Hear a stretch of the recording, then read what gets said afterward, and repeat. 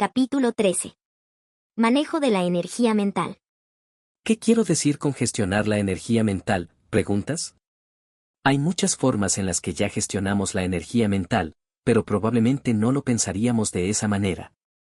Por ejemplo, no es posible tomar lo que comienza siendo una leve herida emocional, como un insulto menor, e intensificar la energía emocional detrás de esa herida hasta el punto en que podríamos terminar en un estado de frenesí emocional. ¿Cómo logramos esto? Por nuestra disposición a pensar en cualquier cosa que nos haya causado sentirnos insultados. Nuestros pensamientos pueden agregar o restar energía a la herida, dependiendo del tipo de pensamientos que elijamos tener. Si tenemos pensamientos destructivos, estaremos añadiendo energía cargada negativamente para intensificar la herida. Y ni que decir que podemos llevar esto al extremo que queramos y, además, parar cuando queramos o cuando estemos dispuestos a hacerlo. Sin embargo, detenerse se vuelve más difícil en proporción directa a la cantidad de energía involucrada. No estamos, en efecto, gestionando o manipulando la energía mental cuando intencionadamente nos enojamos más que cuando empezamos a canalizar pensamientos negativos a través de una experiencia. De un mismo modo, si tenemos pensamientos positivos, restaremos energía emocional a la herida. Estoy seguro de que cualquiera que haya leído este libro se habrá dado cuenta de que cuando una persona quiere seguir enfadada, se niega a escuchar cualquier cosa que pueda calmar su ira. Cuando nos negamos a escuchar la voz de la razón, por así decirlo, estamos eligiendo no gestionar la energía mental. La única razón por la que una persona enojada tiene que callar la voz de la razón es porque sabe que la información tiene el potencial de cambiar su forma de sentir. Sabe que si cambia su perspectiva, lo que, a su vez, cambiará su forma de sentir, experimentará un entorno exterior diferente. Si no está dispuesto a cambiar, independientemente de cuáles puedan ser los beneficios, se negará a utilizar sus pensamientos de una manera que le permita experimentar esos beneficios. Estos ejemplos son solo algunas de las muchas formas en las que ya manipulamos nuestro entorno mental para adaptarlo a nuestros propósitos en función de nuestra voluntad de hacerlo. Ciertamente, si es posible gestionar la energía mental con fines destructivos, también debe ser posible gestionarla con fines constructivos. Los conceptos clave aquí son voluntad y propósito. La voluntad es dirigir conscientemente nuestros pensamientos hacia una intención específica de cambiar algo interno que no es útil. Los pensamientos son una herramienta muy poderosa para efectuar cambios en el entorno mental. Podemos usarlos para cambiar, reorganizar, agregar, restar o cambiar la polaridad de varios componentes mentales. Los pensamientos son una forma de energía, probablemente no diferente de la electricidad o la luz. Pueden actuar como causa para producir algún efecto en el entorno físico, como cuando expresamos nuestros pensamientos, por ejemplo, así como actuar como causa para producir un efecto en el entorno mental. Cuando usamos nuestros pensamientos dirigidos hacia adentro, básicamente estamos usando una forma de energía como herramienta para cambiar la consistencia y composición de otra forma de energía, como usar nuestros pensamientos para cambiar una creencia o liberar la energía negativa de un recuerdo doloroso.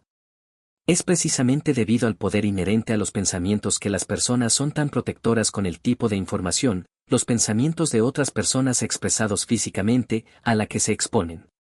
Todo el mundo sabe instintivamente que si nos permitimos pensar en algo, los pensamientos tienen el poder de cambiar la forma en que existen las cosas dentro de nosotros.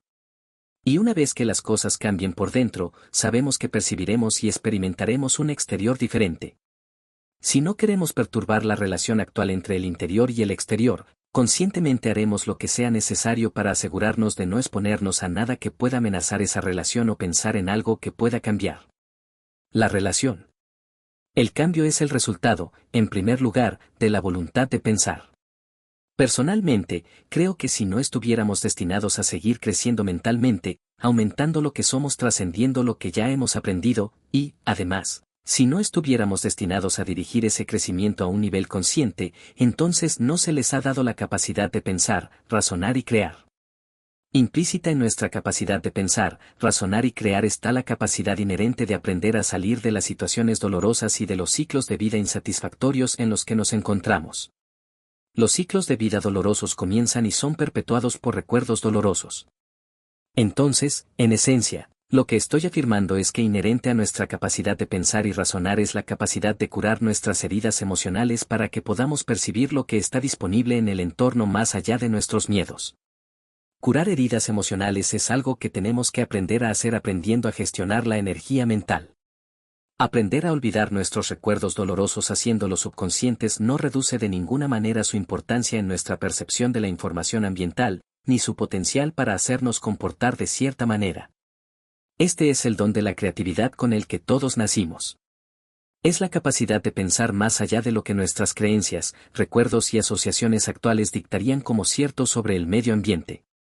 La capacidad de razonar más allá de nuestro conjunto actual de limitaciones, creencias, recuerdos dolorosos y asociaciones erróneas, o usar nuestra imaginación de manera creativa es la única fuerza compensadora que nos permite crecer, mejorar y evolucionar más allá de los ciclos de vida dolorosos y destructivos que tenemos atrapados, tanto como individuos como cultura.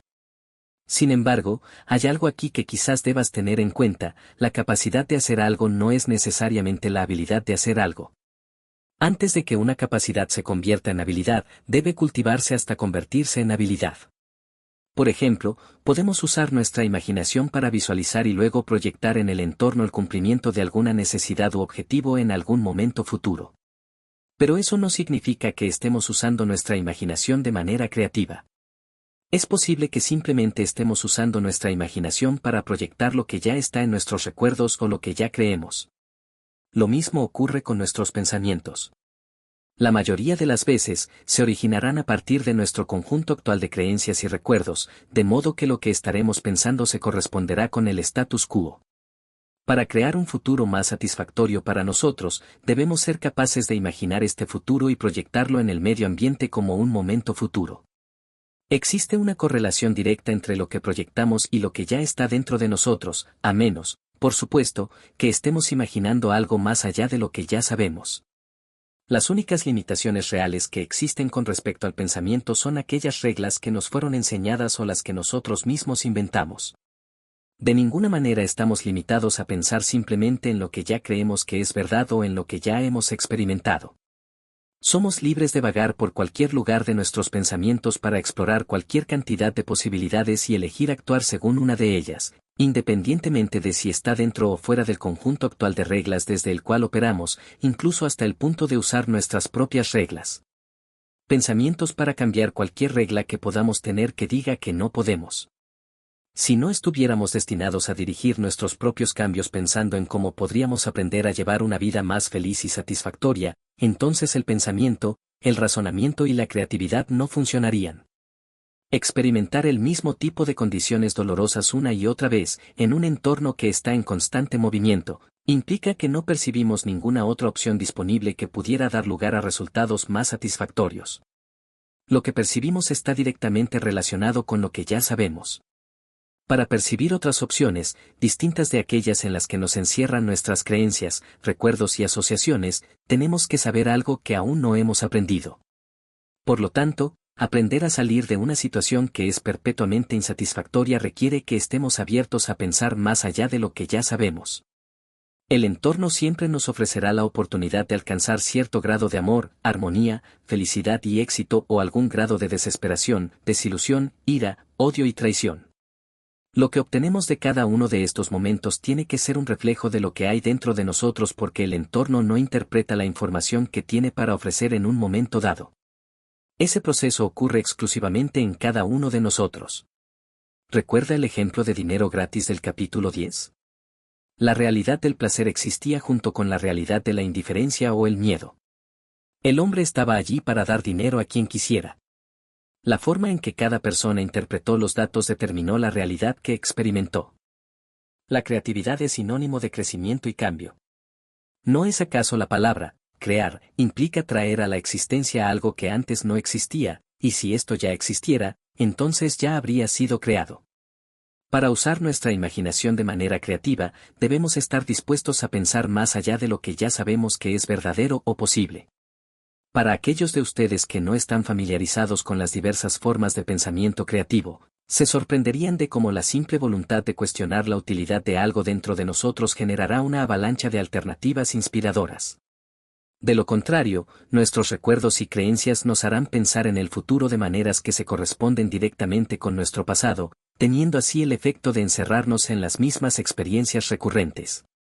Los nombres y los lugares pueden cambiar, pero las situaciones, circunstancias y condiciones siempre siguen siendo las mismas porque no cambiamos nuestro marco mental para percibir nada diferente.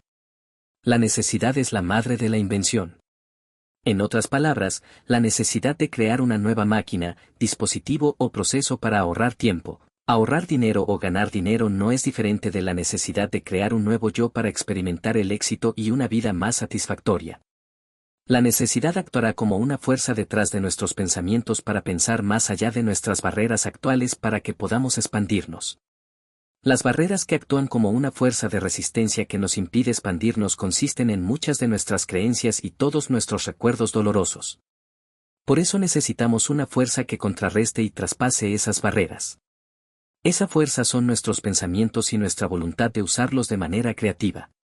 Todas nuestras vidas serían mucho más fáciles de vivir y potencialmente más satisfactorias si actuamos partiendo de la creencia de que estamos en un estado de conocimiento imperfecto, evolucionando hacia algo en lo que aún no nos hemos convertido. Todo está evolucionando hacia algo que aún no es. Puede que a veces no lo parezca, pero en cada momento de cada día, nos transformamos en alguien que no era la persona que éramos hace un momento. A nivel físico nacen células nuevas y mueren células viejas. A nivel mental cada momento que pasa experimentamos algo. Cada experiencia se suma al entorno interior en forma de recuerdo o creencia. Cada recuerdo y creencia construye un autoconcepto que actúa como una fuerza en la forma en que interactuamos con el entorno. Luego, a medida que interactuamos con el entorno, lo cambiamos de alguna manera, creando un nuevo entorno que podemos descubrir y experimentar. Todo lo que existe está evolucionando, porque todo lo que existe está en movimiento y el movimiento crea cambios. Incluso la montaña más grande eventualmente se desgastará y se convertirá en pequeñas rocas, que a su vez se convertirán en arena y luego en polvo. Sin embargo, el punto principal aquí es lo que implica este concepto de la evolución, donde estamos en un estado de conocimiento imperfecto, es la opinión de que los errores no existen. Los errores simplemente señalan el camino hacia algo que aún no hemos aprendido y que obviamente necesitamos saber. ¿Qué es exactamente un error de todos modos? Ciertamente no nacimos con un concepto o definición de lo que es un error. Si se les deja solos, todos los niños naturalmente seguirán interactuando con el entorno para satisfacer sus propias necesidades internas de aprender y crecer hasta que comiencen a aprender que lo que están haciendo no está a la altura de los estándares establecidos por las personas que los observan. Y a todos los niños les encantaban que los observaran.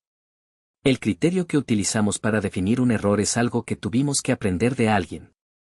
En otras palabras, nuestros padres y maestros nos transmitieron sus definiciones. Estas definiciones representarían el marco mental para sus experiencias dolorosas no resueltas y lo que ellos mismos no han aprendido como disponible en el entorno más allá de su dolor. En otras palabras, transmitimos nuestra ignorancia, así como nuestra sabiduría, sin saber en ese momento la diferencia entre ambas. Y lo que se transmitió que fue disfuncional será considerado como la verdad al igual que la sabiduría. Cuando nosotros, como adultos, inculcamos a nuestros hijos nuestras definiciones rígidas de lo que constituye un error, pensando que lo que vamos a hacer es salvarlos, lo único que estamos haciendo en realidad es perpetuar nuestro dolor en la próxima generación. Un error no se resuelve hasta que evolucionamos en nuestra comprensión hasta el punto en que podemos obtener la información disponible a partir de la experiencia. Cuando se llega a ese punto, lo que experimentamos ya no es un error ni es doloroso debido a lo que hemos aprendido. Sin embargo, hasta que lleguemos a ese punto, si es que alguna vez lo logramos, nos sentiremos obligados a salvar a otros de las dolorosas lecciones de nuestros errores, incluso hasta el punto de inculcarlos a golpes, por su propio bien, por supuesto. Al utilizar el dolor, ya sea emocional o físico, como medio para salvar a otros de nuestros errores, en realidad lo que estamos haciendo es crear un ciclo de miedo. Nos aseguramos de que nuestro nivel limitado de comprensión y percepción se mantenga en ellos porque el miedo es una fuerza contractiva que sofoca el proceso de aprendizaje. De una manera muy real, infligimos el dolor de nuestros errores no resueltos a nuestros hijos del mismo modo que nuestros padres nos infligieron el dolor de sus errores no resueltos a nosotros. Y continúa generación tras generación hasta que alguien decide usar sus poderes creativos para romper el ciclo. Para operar a partir de esta creencia en la evolución de modo que podamos aprender naturalmente de las decisiones que tomamos, primero tenemos que cambiar nuestras definiciones de lo que constituye un error. Son precisamente este tipo de creencias las que actúan como bloqueos mentales para percibir una forma de vida más satisfactoria.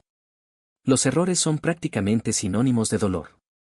Podemos encontrar muchas formas de evitar reconocer un error para no tener que afrontar el dolor y, en el proceso, nos desconectamos de lo que necesitamos saber para crecer, expandirnos y mejorar nuestras vidas. Incluso cuando cometemos un error en el que supuestamente sabíamos más, si realmente supiéramos más, entonces no habríamos tomado las decisiones que tomamos y que resultaron en un resultado que definimos como un error. Entonces podemos asumir que hay algo dentro de nosotros que entra en conflicto con nuestro mejor juicio y que tiene más poder para influir en nuestro comportamiento. No es menos posible cambiar nuestra definición de lo que constituye un error que intensificar la energía emocional detrás de un insulto, como en el ejemplo. Para cambiar estas definiciones es necesario aprender algunas técnicas de gestión de la energía mental para desenergizarlas o extraer de ellas la energía cargada negativamente. Al hacerlo nos permitiremos aprender de todas nuestras experiencias en lugar de escondernos de ellas, sentir dolor o castigarnos de alguna manera.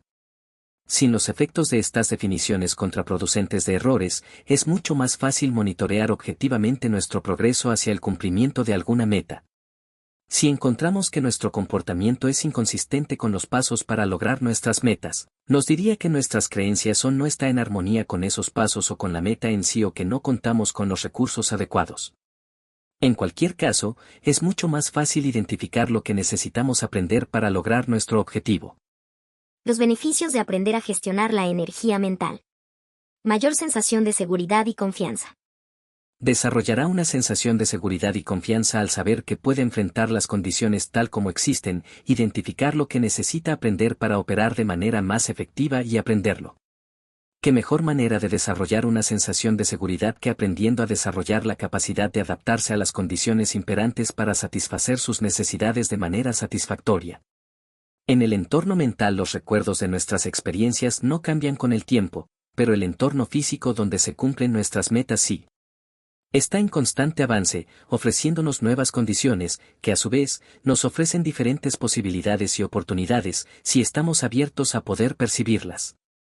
¿Qué mejor forma de lograr una meta que ser capaz de cambiar nuestra perspectiva mental a voluntad para poder percibir estas nuevas condiciones y usar nuestra imaginación creativamente para determinar el conjunto de pasos más apropiado para satisfacer nuestras necesidades o lograr nuestras metas, incluso si nunca antes hemos dado esos pasos? Para un trader verdaderamente exitoso, esta forma de pensar es esencial.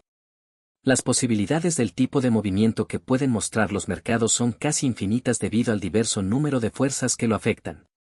Todos tenemos esta tendencia a encerrarnos mentalmente en solo un número muy limitado de esas formas. Y cuando el mercado no se ajusta a nuestra imagen mental preconcebida, compensamos la diferencia con distorsiones e ilusiones y sufrimos las consecuencias más tarde. El trading no tiene por qué ser doloroso y carente de diversión.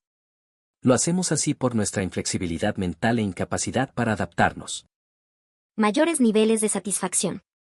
Mientras estemos vivos, tendremos necesidades, y mientras tengamos necesidades, no seremos completos como somos. Nuestras necesidades nos obligan a interactuar con el medio ambiente para lograr este estado de plenitud. Crecer hacia este estado de plenitud requiere que sigamos aprendiendo. Para seguir aprendiendo necesitamos adaptarnos. El aprendizaje es una función primordial de nuestra existencia. Cuando cumplimos esta función, somos recompensados con sentimientos de felicidad, bienestar y satisfacción, todos los cuales son subproductos de la calidad de nuestras experiencias con el entorno exterior y una función de cuanto hemos aprendido. La antítesis del aprendizaje es la resistencia. Cuando nos resistimos a lo que nos ofrece el entorno en forma de lecciones, aprendizaje y cambios, experimentamos estrés. El estrés es lo opuesto a la sensación de bienestar, felicidad y entusiasmo que sentimos cuando estamos aprendiendo.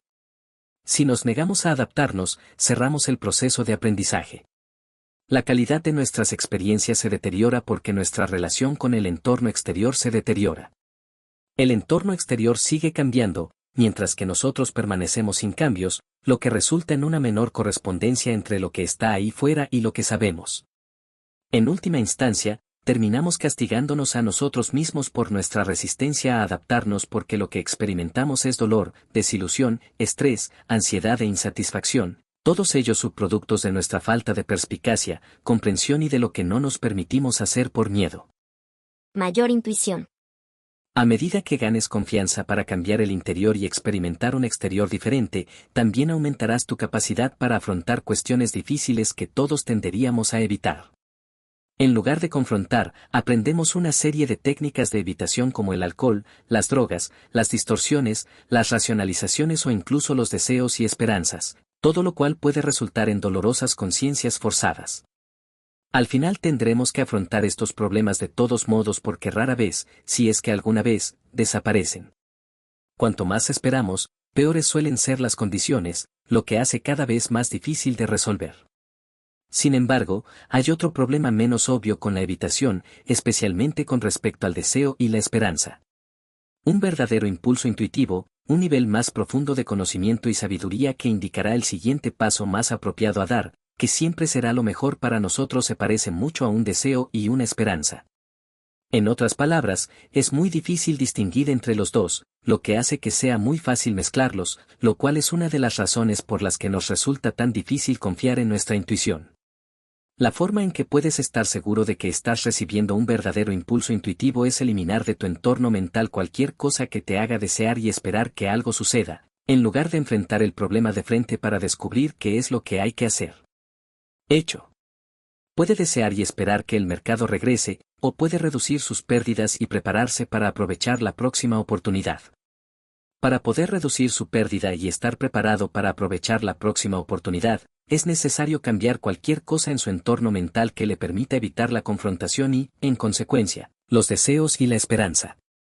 Cuanto menos motivo tengas para desear y esperar que algo suceda, más sabrás que cuando tengas ese sentimiento determinado, es un verdadero impulso intuitivo, y más confianza tendrás para seguirlo.